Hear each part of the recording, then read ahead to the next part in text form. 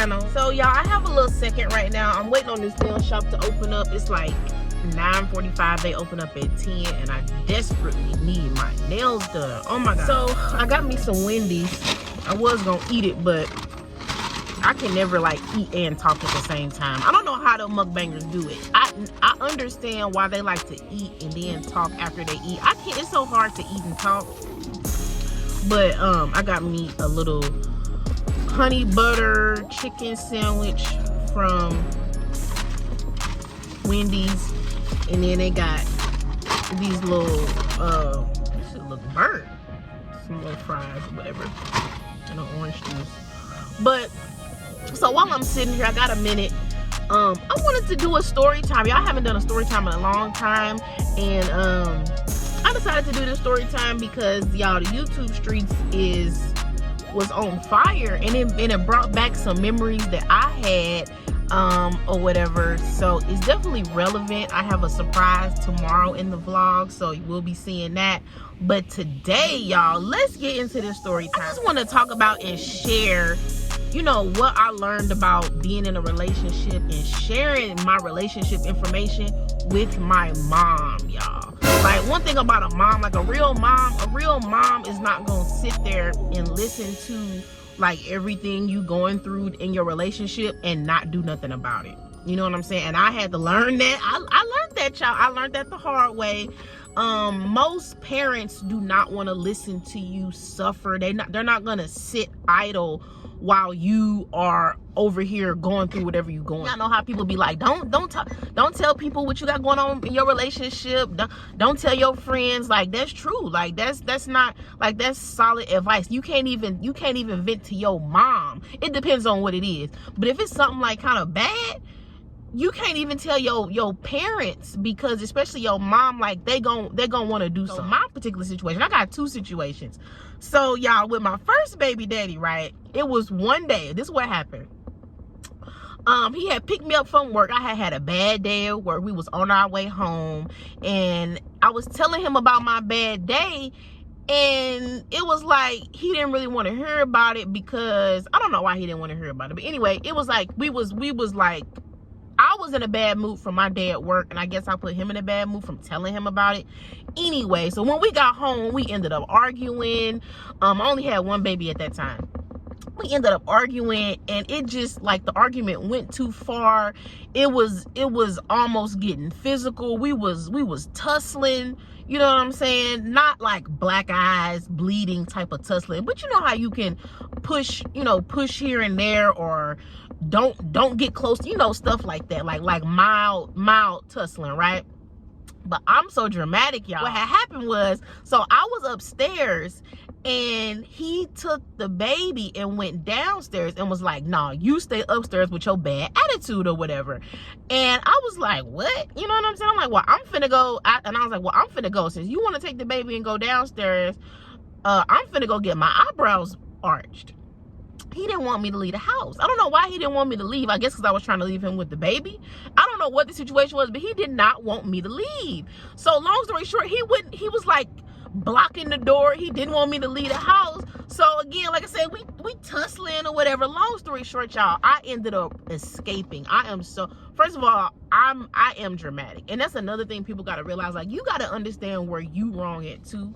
But I was very dramatic, y'all. I was, all of a sudden, like, when he wouldn't, for some reason, like when he was, I felt trapped. Like, soon as he would not let me out the house to get in my car to go to do what I wanted to do, I just immediately, like, snapped. And What's Love Got the scene from What's Love Got to Do With It popped in my head when Tina, don't y'all remember on What's Love Got to Do With It, when Ike finally fell asleep at the hotel after he had basically whooped her ass. Now, I want to be clear, I've never gotten my ass whooped by a man. I've never had a black eye, bleeding, none of that. But still, even the slightest push or you know, tussle for me is almost equivalent. Like, for me, like, even though, like, you don't got to get a black eye to feel like I don't want you to put your hands on me at all.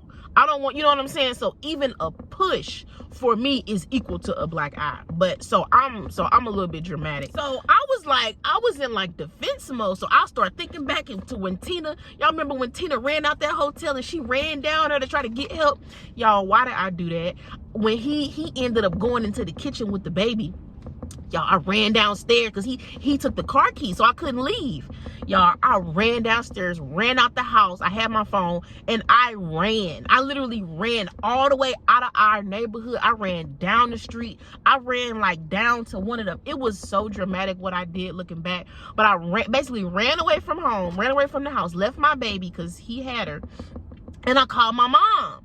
And I was like, Mom, we arguing, he won't let me leave. He won't let me get my car, So I was like, can you come pick me up? So y'all, I'm literally out on the side of the road, trying to give my mom a landmark of where I'm at to come pick me up off the side of the road, right? So we ended up going to Walmart. We ended up doing some shopping, right? But in the midst of that, she had called my dad. Like, I didn't even know. But long story short, the point I'm trying to get to is what she ended up doing. She ended up calling my dad, and my dad at that time lived in Texas. My dad and his brother drove to St. Louis, where I was at, drove to my house, because at that time, me and my baby daddy was living together, drove to my house, packed up all his stuff. Somehow, I don't even know where I was at. I think I was with my mom at that time. I was at because I had ran away from the house. Y'all, my dad drove all the way from Texas, went to my house, packed up all his stuff, and took all his stuff to his brother's house. I was like, oh, like, okay. Like, you know what I'm saying? Because in their mind, they like, wait a minute, he did what? Like, they was ready to, like, he drove how many miles? That was like, what, 14 miles? And remind you, I don't talk to my dad. We don't really have a relationship. He been MIA. But the minute my mama called him and apparently told him whatever she told him, he felt the need to get on the highway and come pack up this man's stuff and get it out of my apartment. So again, that's what I'm saying. I wasn't even expecting that. You know what I'm saying? I really wasn't expecting that. I was like, oh, okay. Long story short, he ended up coming back. We were still, living together after that.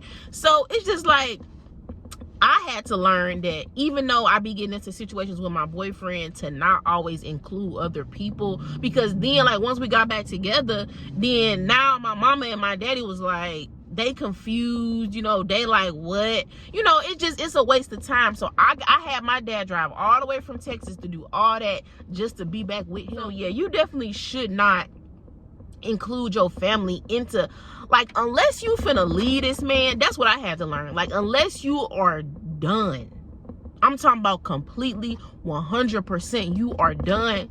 Don't be calling people, getting them involved in what y'all got going on. Got another situation. So here in Atlanta, I got a couple situations here in Atlanta. So another time in Atlanta with Kendrick, y'all. Yeah, and just FYI, I know y'all haven't seen Kendrick. He's not around or whatever. So that's clear. I've been told y'all that's what it was gonna be. So that's a wrap. But so early in our relationship, I think we might have only had Kyra at this time, and I was probably pregnant with Kyra. We got into it, right? We got into it. It was bad. He didn't want to leave, because my biggest thing is, like, if we get into it bad, I be wanting a nigga to leave. Like, my thing is, at least give me some space so we cannot be arguing. Like, at least give me some time to think so we can both calm down. I just feel like it's dangerous to have two people under a roof that are mad, yelling. You know what I'm saying? It's like anything can happen. Plus, at that time, I got we got kids. I'm just like, you need to leave. He wouldn't leave. Kendrick wouldn't leave. So what did I do? I called. In this situation, I kind of felt like I had to call somebody because he wouldn't even leave. So I felt, threatened, basically. I felt, I'm not gonna say scared, but I was just like, I don't even feel safe at this point, because you mad, I'm mad. Who's to say I'm not finna come knock you upside your head? You know what I'm saying? I'm trying to protect you and myself. So I called my cousin. Y'all, I got a boy cousin here in Atlanta. We like cousins through marriage. Y'all, I called him, had this man on 10. I'm like, hey, I need you to pull up. This nigga won't leave. Da da da da da da blah blah blah blah. Man, this man, he had his strap. He was ready to pull up. I'm talking about I think he was in the car. He was in the car, but what happened was, because I was threatening Kendrick. I was threatening, I'm like, oh, okay, you don't want to leave, I'm finna call my people. They gonna make you leave, right? I'm just like on 10. I'm like, they gonna make you leave. So I had him scared. Why this man called the police? Because that's the thing about Atlanta. Like, at that time, my address was on his ID. So technically he lived there, right? So technically it's like I can't just make him leave, like, unless I evict him through the courts. And that's a messed up situation too. But so he technically didn't have to leave. So he called the police because he was scared, because I was threatening him, letting him know that my people finna pull up and they ready to shoot your ass if you don't go on about your business, right? So the police came and he stepped outside and he was talking to him on the porch. So I'm ear hustling, I'm listening. He telling them, he dry snitching on me, telling them what I said and what I'm finna do and da-da-da. So I had to hurry up and call my cousin and was like, hey, don't pull up, because the police here. You know what I'm saying? I didn't want him to pull up with the strap and the police here. So I'm like, hold on, hold tight. Again, and even still, I hate that I called him and got him involved in that situation, because after that, and even still to this day, he be like dragging me on the fact that I ended up getting back with him, that I was still with him, that I ended up having another baby by him. You know what I'm saying? It make you look stupid when you have a bad situation or a problem with a person and you get other people involved, and then you end up just getting back with your boyfriend or your girlfriend. So they like, wait a minute, but I thought you said this and that, So the other situation with, it's so many situations with Kendrick, but the one with my mom, we had another argument or whatever. I called her again. She was ready to come to Atlanta. Like, she was ready to get in the car and come down here. And it's just like, you can't really be mad at your friend or your mom or anybody who wants to come to your defense when you're sitting up here telling them all this bad stuff that you're dealing with. And I think that's really where a therapist comes into play, because you got to think, like, that's negative energy at the end of the day. Your mom or your friend could be literally having a good day, and then here you come with your drama that you got going on in your relationship. So unless you ready to like be done and you just need their help getting this nigga out of your house or packing his shit up, it's not a good idea to involve people, because it's like now you getting their emotions involved. Ain't nobody finna sit by. Like right now, if my daughter tell me something, she having a problem, I'm not just finna be a listening ear. I'm finna do something about it. You know what I'm saying? So you can't expect a mother to listen to a story and then just be like, okay, well, I hope that works out for you. No, ain't no mama gonna do that. A mama is gonna be ready to pull up, call your daddy and let the daddy handle it. Call the brothers, call the uncles. You know what I'm saying? Call the cousins. Like, you can't do that. And I learned that. So basically, long story short, I said all that to say, like, even so, toward the end of me and Kendrick's relationship, I'll say like these last 2 years, even though we had been going through bad stuff and having situations and I'm having to call the police and all different type of stuff, I stopped telling my mom. I stopped telling her, you know what I'm saying? I stopped telling her what was going on.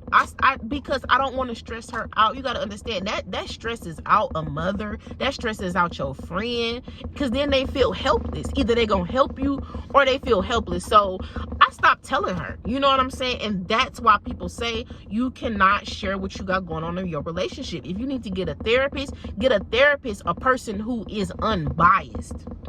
A person who can look at both sides and be like, you know what, Latoya, you was wrong, or whatever the case might be. Because a mom, really, let's keep it real. No matter if you right or you wrong, your mama gonna ride for you regardless. Like, you know what I'm saying? Your mama not finna really be like, wait a minute, you did what? And your mama, a mom ain't really finna check you on what you did. She just gonna be ready to pull up. So, y'all, I definitely do not include my mama in none of my drama with the baby daddy. I don't even keep her up to that. If she asks, I'll tell her, but I don't tell her, oh, we haven't heard from him, oh, he don't call, oh, he don't do this, oh, he don't do that, because she don't want to hear that. She don't really, you got to think about it. Don't nobody want to hear that. Don't nobody want to hear that. It is what it is. People can see what's going on. You know, people, you don't got to talk about it. So Yeah, I definitely learned that the hard way. I know if I ever get into a new relationship, I would never even tell my mom or my friends or the internet or anybody any of the bad stuff that we got going on, because it just automatically turn people off from your relationship, period, right out the gate. You can't expect people to listen to this stuff. And then that's the thing too, like, you ever notice how people tell you all the bad stuff your man did, but then they don't ever tell you none of the good stuff? So that's another thing. Like, if anything, I would share the good things that I have going on, but it's no point of sharing bad details, y'all, because it just, you're bringing negative energy to this other person, especially if you don't want them to do nothing about it. Like I said, unless you ready to be done and you just need help, like getting this nigga about your house. Other than that, you shouldn't even tell nobody. Either suffer in silence or do something about it. And honestly, also what I learned is, if you are having them type of situations with a boyfriend that you feel is that serious that you need to call your mama, or you know what I'm saying, then that's definitely not a relationship that you probably need to be in. For real. Because when I first used to call my mama about Kendrick, in my mind, I thought I was done. I'm not gonna lie. Every time I called her, I did think I was done. Like, when I called my cousin, I'm like, hey, pull up with the strap. We got to get this nigga out of here. I thought I was done. But you know how relationships be. About a week later, y'all get the texting and now y'all back cool. So stop bringing people into your relationships, y'all. I really had to learn that the hard way, you know. So, but it's a process, because you know, you have to learn the relationship. And even like with me and Kendrick, now I've learned that he's never gonna change, and I can't keep dealing with the same stuff. You know, it's like, how many years are you gonna continue to deal with the same behavior? It's not, if it's not changing, you telling them what you don't like, it, like, you shouldn't have to go through that in a relationship. I honestly truly believe, like, I do understand having disagreements, but tussling, pushing, shoving, screaming, raising your voice, you know what I'm saying, feeling like you're not being heard, all that type of stuff, that's not no good relationship. It's not. Even if you got kids or not, it's not worth it, sis. It's most definitely not. We got to know when to walk away. Because one thing about a man, I rarely see men walk away unless they already got a side chick. Most men ain't finna walk away, ever. They rarely walk away. And if they do, they walk into another woman's arms. And by that time, you should have been gone anyway. So women got to know when to let go and walk away, because a man will drag you down. I'm talking about they will just drag you. And you think you winning because he's still around. Y'all still together. But if you're not being treated correctly, if you don't feel like you're getting what you want out of the relationship, like if you desperately want to be married, hey, okay, they here now, I'm gonna go get my nails done. Like, for instance, let's say you want to be married and you've told him this, and it's been 2 years since you told him this, and it's still like, then why are you in this relationship? You have to be happy in your relationship. If you can't get everything out of your relationship, then why are you in the relationship? Like, you know what I'm saying? So, y'all, I know I'm not in a relationship right now, and I got 4 kids with 2 baby daddies and whatever, but I have learned a lot by getting to this point, and I feel like I could almost be a relationship specialist. Like, I could tell if a relationship is good or if a relationship is bad. And one thing I do know is, if the man is not contributing at least half or more to the household, to the relationship, that is not a relationship you want to be in. And I'm gonna go ahead and end this so I can go in here. But like my grandma told me, because y'all know grandmas be having the best advice, get you somebody that has more than you. And I regret not listening to her. And I was telling Rod this too, like, and I'm gonna preach this to her: get you somebody that at least has what you have or more. Don't get nobody that got less than you. Like, for instance, me, I have a college degree. I should at least get with a man that has a college degree. I should at least get with a man that has a car. I should at least get with a man that has a place to stay. You know what I'm saying? I should at least get with somebody who got their credit in order, who has what I have, if not more. And that really should go without saying. But my relationship with Kendrick, I felt like I was more interested in the love piece of it, because he, you know, I felt like we really had a true love. But at the end of the day, like, you can't come to the table empty-handed, you know, because it's going to cause problems down the line. I feel like, just, you know, like, the dynamic of the relationship won't be right. But anyway, y'all, I just sat here. Ooh, my sandwich still hot though. So anyway, y'all, stay tuned for tomorrow. We're gonna be back on the vlogs. I'm gonna try to push out a video every day this week, y'all. Christmas is coming. I got so much to share with y'all. I just haven't had a chance. But stay with me, y'all. I'm here. So anyway, y'all, like this video, give me a thumbs up, and I will see y'all next time. Bye.